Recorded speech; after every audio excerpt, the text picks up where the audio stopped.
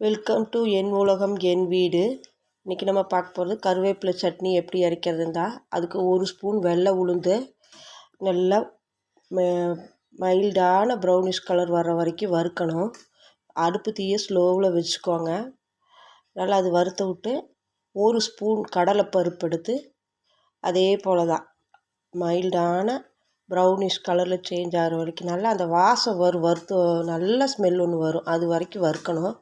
வறுத்துட்டு அதுக்கப்புறமா ஒரு அரை ஸ்பூன்லேருந்து ஒரு ஸ்பூன் சீரகம் போட்டுக்கலாம். அதுவும் நல்லா வறுத்து விட்டு ஒரு 4 இல்லை 5 உங்கள் காரத்துக்கு ஏற்ப வரமிளகா போட்டு அதையும் வறுத்து, அப்புறமா ஒரு 1/4 மூடி தேங்காயை சிலுசிலாக எடுத்து போட்டு அதையும் வறுத்து, ஒரு ஆஃப் ஃபிங்கர் சைஸுக்கு புளி எடுத்து அதையும் வறுத்துக்கணும்.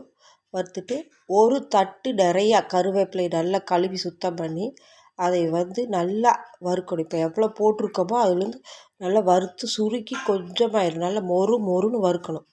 வறுத்து எடுத்துட்டு நம்ம ஆறின விட்டு அரைக்கணும். அரைக்கும்போது உப்பு கொஞ்சம் தேவையான அளவு போட்டுக்கோங்க. அப்புறமா கொஞ்சமாக எண்ணெய் ஊற்றி கடுகு போட்டு பொரிஞ்சு விட்டு ஒரு 5-6 பிஞ்சு பெருங்காயம் போடணும். போட்டால் நல்லா நம்மளுக்கு ஏற்கனவே கருவேப்பிலோட ஃப்ளேவர் சூப்பராக இருக்கும். அது கூட இந்த பெருங்காயம் போடும்போது டேஸ்ட் அண்ட் ஃப்ளேவர் ஆட் ஆகும். அது நல்லா சூடாக தாளித்து கொதிக்க சட்னியில் கொட்டினா அருமையான கருவேப்பிலை சட்னி, ஹெல்தியான கருவேப்பிலை சட்னி ரெடி. தேங்க்யூ.